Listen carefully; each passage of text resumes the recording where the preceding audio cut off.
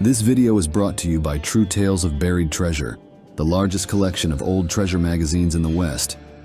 We're pleased to announce that we are now selling our physical magazines directly on our website. You can browse by magazine title or search for a particular issue using the search bar. To pay us a visit, please click the link in the description. Enjoy. Do treasure hunters make mistakes? Absolutely, and they always have. Centuries ago, just as today, even the most determined seekers of wealth stumbled into errors. Perhaps the greatest blunder of all time was made by the very first treasure hunter to venture into the American Southwest, Francisco Vázquez de Coronado. In 1540, Coronado marched out of Culiacán, Mexico, leading a grand expedition worth nearly $2 million.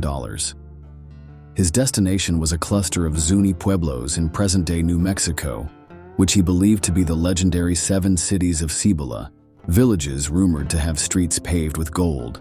But history records his journey as a failure. For 2 long years, Coronado's men suffered hunger, hardship, and death. Even Coronado himself endured a broken leg. At last, beaten down and exhausted, the conquistador limped back to Mexico in disgrace, financially ruined and spiritually broken. He died years later in shame, buried at the convent of Santo Domingo.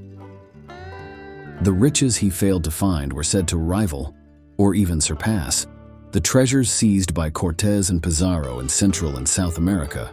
Yet Coronado's failure did not end the dream. The search for the fabled 7 cities continued, and some claim it still continues. Ironically, evidence suggests Coronado may have led his massive force right past their supposed location, only 100 miles north of Culiacán. If true, the ruins and their wealth may still lie hidden, waiting to be uncovered. The entire quest began with fantastic tales told by Alvar Núñez Cabeza de Vaca and an enslaved man named Estevanico, who wandered for 8 years across the wilderness after a shipwreck in the Gulf of Mexico. Their stories inspired Fray Marcos de Niza, a Franciscan priest, to head north in 1539 with Estevanico and a band of friendly Indians. Guided only by the stars and vague directions, they eventually reached the Zuni pueblos along today's New Mexico-Arizona border. Convinced they had found the golden cities described by de Vaca, Fray Marcos lingered nearby, while Estevanico, with a small party of Indians, entered the villages. But Estevanico's arrogance sealed his fate. He distributed trinkets, demanded women, and proclaimed himself a great leader come to establish a new kingdom. The Zuni chief responded with fury. Warriors struck swiftly, slaughtering his party. Only 2 men escaped, their flight witnessed by Fray Marcos and the rest of the expedition from a nearby ridge. Thus, one of history's greatest treasure hunts ended not in gold, but in blood and failure, a colossal mistake that still fuels legend. Estevan, though believed to have been killed during the Zuni attack, may not have met his end that day. Some traditions claim he survived, was given 2 wives, and lived to old age, leaving behind several sons. Even the historian Hubert Howe Bancroft lent weight to the legend. But at the time, Fray Marcos was convinced Estevan was dead. From a ridge overlooking the pueblos, he watched the Zuni warriors fall upon Estevan's small party. The 2 Indians who escaped confirmed his fears. Shaken, Marcos turned the expedition around and fled south as fast as his men could travel. Back in Culiacán, he embellished Cabeza de Vaca's earlier tales. To Spanish authorities, he reported having seen the 7 cities of gold with his own eyes, describing their riches as beyond imagination. Fired by these promises, preparations began at once to conquer the fabled cities.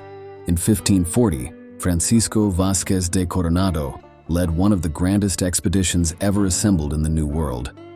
From Compostela, south of Culiacán, he marched with hundreds of soldiers, Indian allies, slaves, priests, and more than 1,000 head of livestock for food. Guided by sun, moon, and stars, but above all by the lust for gold, his army pressed northward through Culiacán, into the mountains, and across lands that today include Los Mochis, El Fuerte, and Chua. But when Coronado finally reached the pueblos Fray Marcos had praised so highly, all he found were clusters of crude mud huts. There were no riches, no jewels, no streets paved with gold. Bitterly disappointed, he launched wider searches, chasing rumor after rumor. For 2 years, he roamed much of the Southwest, even reaching the plains of Kansas, but the 7 cities always seemed farther on. At last, facing mutiny and hardship, he abandoned the quest and limped back to Mexico City in disgrace. Yet the legend refused to die. Later, conquistadors kept the dream alive, insisting the 7 cities were real and merely hidden farther away. Generations of Spanish miners and adventurers followed, and though they uncovered genuine mineral wealth in the Southwest, the golden cities themselves never appeared. Even so, the tale endured. In modern times, some explorers have argued Coronado may have passed within only a few miles of the true ruins. According to these claims, the 7 cities were already ancient ruins in his day, lying not in New Mexico at all but on the San Francisco del Oro Mesa, about 30 miles east of Schwa, near the Gulf of California. Evidence for this alternate location emerged in 1911, when American mining engineer John D. Mitchell investigated the legend. While working in Navajoa, Mexico, Mitchell gathered stories from local natives. They told him that the ruins of the 7 cities lay not in New Mexico, but just south of Sonora, near the boundary of Sinaloa and Chihuahua. Mitchell, a descendant of Kentucky pioneers and a man of both learning and frontier skill, believed their accounts. Years later, he shared his findings with treasure writer Leland Lovelace, who published them in Lost Mines and Hidden Treasure, Naylor Company, 1956. Intrigued, Mitchell organized an expedition of his own. Traveling by the Orient Railroad to El Fuerte, he set out into the wild and little-known San Francisco del Oro country, an isolated land where perhaps the ruins of the 7 cities of Cibola still wait beneath time and stone. In 1911, El Fuerte marked the very edge of civilization. Beyond it stretched vast, uninhabited wilderness, the same route Coronado's expedition had passed nearly 4 centuries before.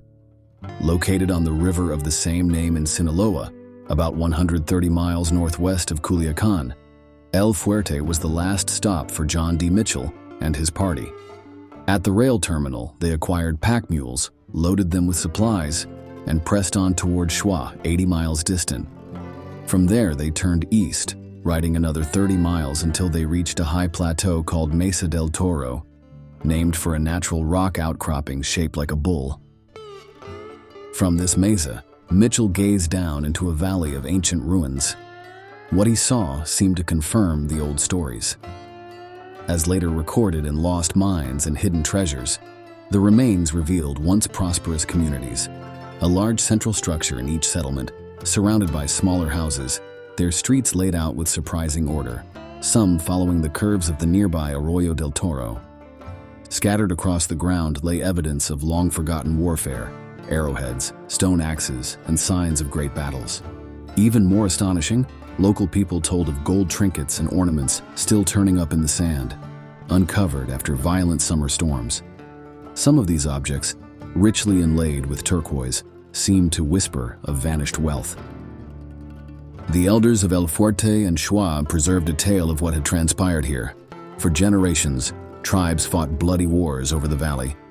At last, facing annihilation, the inhabitants of the 7 cities gathered their treasures, vast stores of gold, silver, and jewels, and sealed them in a massive cave carved into the arroyo's cliffs. Guards were left behind, sworn to defend the cache with their lives. When the final battle came, the chief and most of his people fell. Only a few survived to carry on the story. Legend insists that their descendants still guard the treasure to this day. According to the tale, outsiders will never be helped in the search. If the treasure is found, it will be through foreign ingenuity alone. And so far as anyone knows, Mitchell was the only outsider ever to stand among the ruins. Had others succeeded in locating the cache, history would surely have recorded it with fanfare. Yet the mystery persists. Local students Juan and Mrs. Corona, interviewed decades later in Culiacan, confirmed they had heard the legend since childhood. They added that the Seven Cities region is tied to other lost treasures as well. Some claim that nearby lies a mine of fabulous richness, with a stockpile of ore dug and abandoned generations ago, a hoard worth millions by today's measure. El Naranjo, a town east of Los Mochis and roughly 100 miles from the Seven Cities ruins, is considered the hub of this lost mine country. The area has yielded reports of precious minerals since the earliest days of Spanish exploration. In fact, when Alvar Núñez Cabeza de Vaca passed through in 1538, near the end of his 8-year ordeal, he was astonished to see gold and silver scattered across the ground. So rich were the surface deposits that he made a special report to the governor of Mexico, Don Antonio de Mendoza, upon his arrival in Mexico City. Here then lies the riddle. Were the Seven Cities truly in New Mexico, as Coronado believed? Or did he march past their ruins in Mexico itself? Ruins that still may conceal a cave sealed with unimaginable riches, awaiting discovery on the lonely mesa called Toro? The fabulous lost lode near El Naranjo has long been called El Naranjal. According to the most accepted waybill, it lies in the state of Sinaloa, some 63 miles east of Copala Chiquito, near the Durango border. Treasure seekers are told to begin at a small stream known as the Evra Mocorito, follow it upstream to the Kianaga Marsh, where it begins, and there they will find themselves at the very threshold of the hidden mine. The ancient workings are said to lie upon a high mesa in the shadow of a towering mountain. The mine itself dates back to the earliest days of Spanish rule in Mexico, when miners from Mexico City came north in search of precious metals. Its location was lost after a bloody revolt, when Indians rose up and massacred the miners.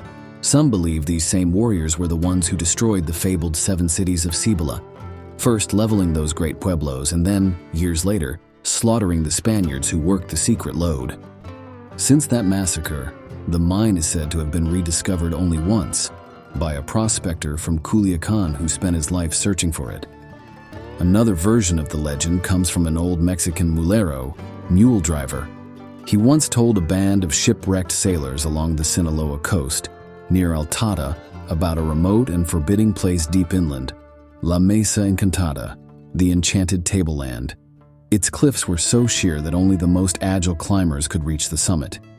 There the Spaniards once lived, mining rich veins of ore. Too isolated to smelt or transport the metal, they hurled it over the cliff to form a great stockpile below. But one night, Yaqui Indians living at the base of the mesa attacked. They captured the Spaniards, severed their heads and feet, and threw the bodies upon the very pile of gold they had created, chanting, "Stay there with your foolish gold." One of the shipwrecked sailors, being something of a prospector himself, was stirred by the tale and began a search. Along the way, he befriended a Yaqui boy who revealed even more. The boy once found 3 enormous canoes buried in sand near the mouth of a canyon, close to Altata. Excited, he ran to his father, who told him that, had he traveled a rifle's shot farther up the canyon, he would have found a manzanita tree where 3 small gorges emptied into the main one. There, the father claimed, lay a treasure of gold, guarded by the headless and footless skeletons of 8 Spaniards. Was this simply another version of the El Naranjal legend, or evidence that more than one hidden mine exists? Even veteran prospectors added to the story. An old Arizona miner named Latham, who lived in Yuma when not wandering the mountains, once told of Spaniards who, just after 1800, worked a rich mine in a canyon near the Gulf of California. The sea itself could be seen by simply looking down the canyon. These Spaniards had not stumbled upon the mine by accident. An Indian servant, friendly to them, revealed its location. They set out from Guaymas with 6 months' provisions, packed into the wilderness, and found the treasure lode upon a small mesa overlooking the Gulf. Around it were several narrow canyons converging into one large gorge that opened to the ocean. On the mesa itself were traces of earlier occupation, evidence that others, perhaps long before the Spaniards, had known of the wealth concealed there. Everywhere the Spaniards worked, there were signs of earlier habitation, ancient irrigation ditches, the crumbling outlines of forgotten buildings, and the ghosts of a people long vanished. For several months they mined the rich veins, calling the place El Naranjal. The ore they extracted was heaped into a great pile at the base of the mesa, waiting to be hauled away. Before leaving Guaymas, the Spaniards had arranged for a friend with a boat to return for them after several months. To ensure he could find the site, they even erected a monument as a marker. But when the appointed time came, the boat never arrived. The miners waited, their food dwindling, until starvation forced them to abandon the pile of ore and march back to Guaymas. There they discovered the truth. A bloody revolution had swept the region. They were on the wrong side of the conflict, and like their absent friend, they were compelled to flee for their lives. Thus, the mine was abandoned, and more than 150 years later, the pile of ore and the lode itself have never been rediscovered. The legend of El Naranjal has grown tangled with time, its details shifting through 3 conflicting versions. Yet beneath the contradictions lies a common thread. Somewhere in the vicinity of the 7 cities rests a fabulous lode of gold and silver that would make any treasure hunter's heart race. To grasp its potential value, consider this tale. Years ago, a half-breed from the mine country arrived, carrying a rawhide bag filled with ore samples. He asked a friend to take it to an assayer. When the report came back, the results were astonishing. The ore assayed at $23,330 per ton. The lure of such treasure is undeniable, but a word of warning remains for all seekers. In Mexico, all mineral wealth beneath the ground belongs to the government. Anyone searching for gems, metals, or ancient artifacts must abide by the law, or risk serious trouble. Agreements can often be arranged, but without them, fortune hunters may find more peril than gold. And yet, for those bold enough to search, the dream endures. The 7 cities of Cibola may still lie hidden, their ruins cloaked by time, their treasures waiting for the one who dares to find them. Thanks for watching. If you'd like to read the original article or purchase the magazine from which it was taken, please check out our website, truetalesofburiedtreasure.com.